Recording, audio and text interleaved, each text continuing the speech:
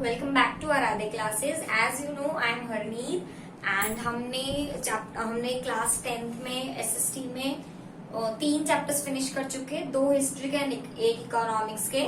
तो हमने जैसे 2 हिस्ट्री के चलाए तो हम साथ में 2 इकोनॉमिक्स चलाएंगे, देन हम कुछ और सब्जेक्ट उठाएंगे सो दैट एक हिस्ट्री पढ़ते पढ़ते हम बोर डाउन ना हो जाए। So today I am picking your chapter number 15th of your text book, that is economic development. इसका हमने नेक्स्ट चैप्टर ऑलरेडी हमने स्टार्ट करा दिया, दैट इज चैप्टर नंबर 16। मैंने आपको पूरा समझा दिया है, उसकी वीडियोस आपको अवेलेबल है obviously. But chapter number 15 and 16 दोनों इंटरलिंक्ड है, तो मैं दोनों को साथ में पढ़ाना चाहती हूँ। अगर मैं साथ में नहीं पढ़ाऊंगी तो वो आपके दिमाग से कहीं ना कहीं निकल जाएगा, ठीक है। So without wasting any time let's get started with the economic development. Economic क्या होता है ये मैंने आपको बताया था। इकोनॉमिक एक सब्जेक्ट होता है, उस सब्जेक्ट में हम ह्यूमन के बिहेवियर के बारे में पढ़ते हैं रिलेटेड टू मनी, की मनी में ह्यूमन बिहेवियर कैसा होता है and day to day life में ह्यूमन बिहेवियर कैसा होता है जब हम इकोनॉमिक एक्टिविटीज इन सब के बारे में आते हैं। तो इकोनॉमिक डेवलपमेंट क्या होता है, ग्रोथ क्या होता है, इस चैप्टर में हम देखेंगे। अगर आप इन फ्यूचर कॉमर्स में लेते हो तो भी आपको ये चैप्टर बहुत इंपॉर्टेंट है। ये बहुत बेसिक चैप्टर है, बहुत बेस है, तो इसको आप बहुत ज्यादा अच्छे से समझिएगा एंड सुनिएगा, ठीक है। सो डेवलपमेंट क्या होता है, अगर मैं आपको बोलूं कि अभी आप 9th में थे, 9th से आप 10th में आए तो वो आपका डेवलपमेंट हुआ, क्योंकि आपकी मेंटल एबिलिटी आपके हिसाब से 1 साल बढ़ गई। वो आपकी मेंटल एबिलिटी यानी कि वो आपका डेवलपमेंट हुआ। पर अगर मैं बोलूं आपने 9th में एक एग्जाम में 70% स्कोर किया, दूसरी एग्जाम में 80% स्कोर किया, तो वो डेवलपमेंट नहीं हुआ, वो ग्रोथ हुई। ग्रोथ एक लिमिटेड होती है, डेवलपमेंट एक बहुत वास्ट चीज है, बहुत मोटी चीज है। एंड डेवलपमेंट एक कंटिन्यूस प्रोसेस है। ग्रोथ यूं हो जाता है, डेवलपमेंट टाइम लेता है। एक्चुअली ग्रोथ भी चुटकी बजाते से नहीं हो जाता है, ग्रोथ में भी टाइम लगता है, पर अगर एक बार ग्रोथ हो जाती है तो डेवलपमेंट में ज्यादा दिक्कत नहीं आ पाती है। डेवलपमेंट मेंटेन करना बहुत दिक्कत है। आपकी बुक में इंट्रोडक्शन में एक चीज दी हुई है कि दुनिया में कुछ लोग होते हैं जो सिर्फ जिंदगी जीते हैं, ठीक है, पर कुछ लोग होते हैं जो जिंदगी अच्छे से जीते हैं, ठीक है। पर कुछ लोग होते हैं जिनको हम पुअर पीपल कहते हैं, जो कि गरीब लोग होते हैं, जो कि रोड इन सब पे रहते हैं। वो अपनी जिंदगी अच्छे से नहीं जी पाते, क्योंकि उनके पास कोई जॉब नहीं है, उनके पास कोई इकोनॉमी वैल्यू उनके घर में नहीं आती है। उनके लिए ये android phones, iPhones, then physical pleasure, ये सब क्या है, वो उनके लिए सिर्फ एक इमेजिनेशन है।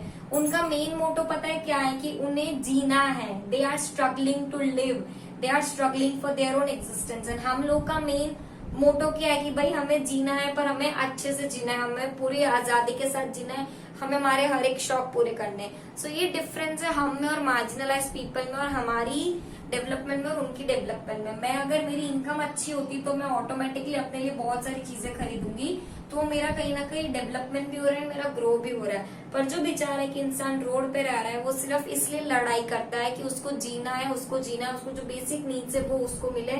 उसके लिए फिजिकल प्लेजर मतलब अगर आप कुछ भी, फॉर एग्जाम्पल अगर आप सैलून में जा रहे हो, getting a hair cut, you are getting a facial, you are getting a massage, तो वो भी एक तरह का फिजिकल प्लेजर है, जो सिर्फ उस इंसान के लिए सिर्फ एक इमेजिनेशन में ही सीमित है, ठीक है। सो इकोनॉमिक डेवलपमेंट हर दुनिया में हर एक कंट्री आज के जमाने में दुनिया में हर एक कंट्री कहीं ना कहीं लड़ रही है अपने आप से डेवलपमेंट के लिए या ग्रोथ के लिए। वो ग्रो भी होना चाहती है, वो डेवलप भी होना चाहती है। पर क्या हर कंट्री डेवलप्ड होती है? नहीं, हर कंट्री डेवलप नहीं होती है। हमारी अपनी कंट्री इंडिया एक डेवलप नेशन नहीं है, हम एक डेवलपिंग नेशन है। There are 3 kinds of nation, developing, under develop and developed. हमारा इंडिया जो है वो डेवलपिंग नेशन है, मतलब वो धीरे धीरे डेवलप हो रहा है, पता नहीं डेवलप्ड में हम कब इंक्लूड होंगे। तो in today's modern economy every country is trying to achieve development, but development is not confined to economic development only. मतलब डेवलपमेंट का ये मतलब नहीं होता है कि आप सिर्फ इकोनॉमिकली डेवलप हो, वो पूरा एक सोशल चेंजेस होता है। जरूरी नहीं कि भाई हमारी कंट्री की जो जीडीपी है, जीडीपी यानी कि ग्रॉस डोमेस्टिक प्रोडक्ट, जो कि होता है आपके 1 साल में कितने गुड्स एंड सर्विसेज प्रोड्यूस हुए, उसका सम टोटल होता है। तो जरूरी नहीं है कि आपकी कंट्री में इकोनॉमी बढ़ रही है, आपकी जीडीपी बढ़ रही है, दैट मीन्स आपका डेवलपमेंट हो रहा है। नहीं, डेवलपमेंट बहुत वास्ट है। मैंने जैसे बोला डेवलपमेंट एक बहुत वाइड है, तो उसमें हर एक चीज इंक्लूड होती है, हर एक चीज इंक्लूड होती है। मतलब social factors, mental factors, health factors, बहुत सारे के फैक्टर्स होते हैं, वो बहुत इंक्लूड होते हैं। हम इसको इन डीप इस चैप्टर में है तो पढ़ेंगे, नहीं भी है तो भी मैं आपको समझाऊंगी कि डेवलपमेंट में क्या क्या चीजें इंक्लूड होती है। ठीक है, so it is a process of social changes having many faces. वो पूरा एक प्रोसेस है सोशल चेंजेस का, जिसके बहुत सारे अपने अपने चेहरे, अपने अपने पहलू हैं। ठीक है, सो economic development shows constant increase in the national income of the country. अब मैं कुछ वर्ड्स का यूज करूंगी, national income, per capita income and living standard. ध्यान से सुनिएगा। Per capita income,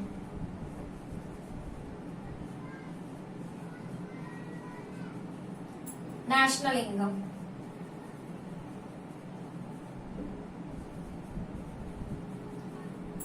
standard of living,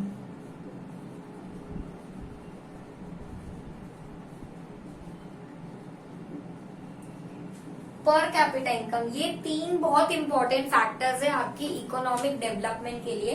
per capita income का मतलब, पर मतलब एक, हम बोलते पर आवर, तो पर मतलब एक, कैपिटा मतलब कैपिटल इनकम। ठीक है, तो पर कैपिटा इनकम मतलब एक इंसान की अपनी कीमत, मेरी अपनी इनकम मेरी पर कैपिटा इनकम होती है। इसका फॉर्मूला होता है total income upon total population. इसका फॉर्मूला होता है टोटल इनकम। ये आपकी बुक में शायद नहीं दिया होगा, बट आपको पता होना चाहिए, अपॉन टोटल पॉपुलेशन।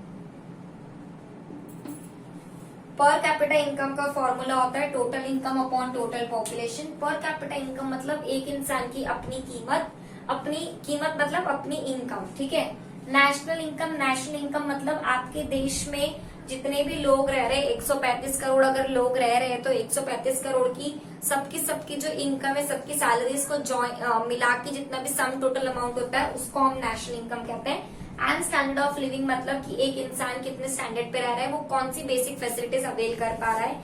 अगर एक इंसान बेसिक फैसिलिटीज जैसे कि रोटी, कपड़ा, मकान, प्राइमरी एजुकेशन, ये सब कुछ अवेल कर पा रहा है, तो मतलब कहीं ना कहीं आपकी कंट्री का स्टैंडर्ड अच्छा है। पर अगर आपकी कंट्री में हर एक इंसान इन बेसिक फैसिलिटीज के अलावा भी बहुत सारी चीजें अगर वो एक्वायर कर पा रहा है मतलब उसको ले पा रहा है, उसको यूज कर पा रहा है अच्छे से, तो उसका स्टैंडर्ड ऑफ लिविंग बहुत हाई है। अब स्टैंडर्ड ऑफ लिविंग में बहुत सारी चीजें आती है, जैसे infant mortality rate. Infant mortality rate मतलब, इन्फेंट मतलब नवजात शिशु, यानी कि जो 1 साल से छोटे बच्चे होते हैं। मोर्टेलिटी मतलब मरना, एंड रेट मतलब रेट।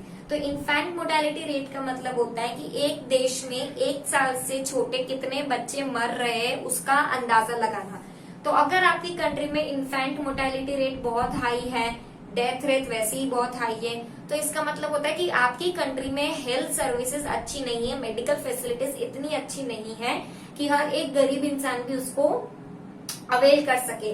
तो वो कहीं ना कहीं आपका स्टैंडर्ड ऑफ लिविंग पे असर करता है। देन एजुकेशन की, हर एक बच्चे को प्राइमरी एजुकेशन मिल रहा है कि नहीं मिल रहा है, हर एक इंसान को कुछ बेसिक नॉलेज है कि नहीं, लिटरेट है कि नहीं। लिटरेट मतलब कि एक इंसान को अगर कोई भी एक भाषा बोलनी, लिखनी या पढ़नी आती, दैट मीन्स वो इंसान एक लिटरेट इंसान है। तो लिटरेसी लेवल उसी को कहते हैं कि हजार मतलब कितने लोग हैं जो पढ़ लिख पाते हैं। एक लैंग्वेज पे अगर एक इंसान को पढ़नी, लिखनी, बोलनी आती, दैट मीन्स वो इंसान लिटरेट है। तो आपके देश में कितना एजुकेशन फैला हुआ है, ये भी बहुत डिपेंड करता है आपके लिविंग पे। क्योंकि अगर आप एजुकेटेड होगे तो आपको समझ ज्यादा होगी, आपको समझ ज्यादा होगी तो आप अपने हिसाब से अपनी जिंदगी जी सकते हो। एंड अल्टीमेटली आप ऐसी चीजों को यूज करोगे, ऐसी चीजों को प्रमोट करोगे जो कि आपके और आपके देश के लिए अच्छी होगी।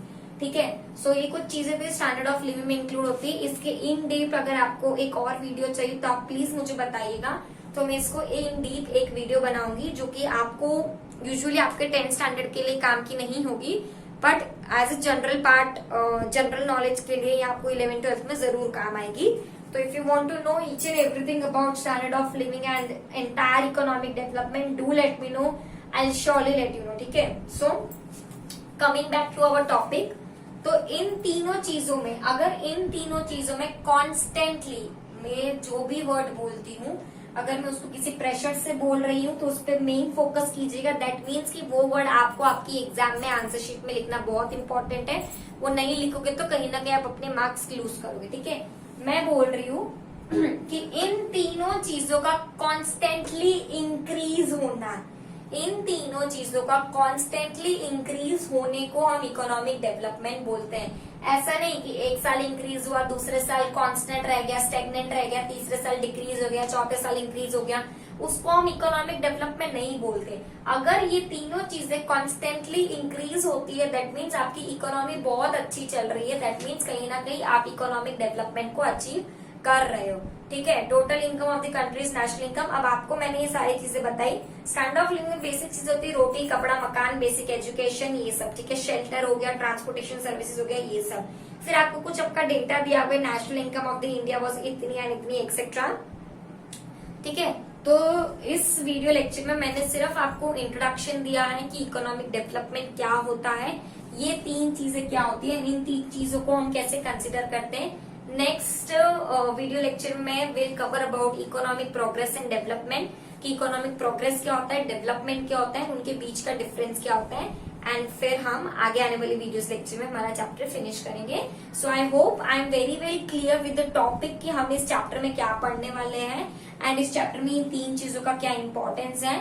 So if you guys have any doubt do let me no and keep reading it. Thank you.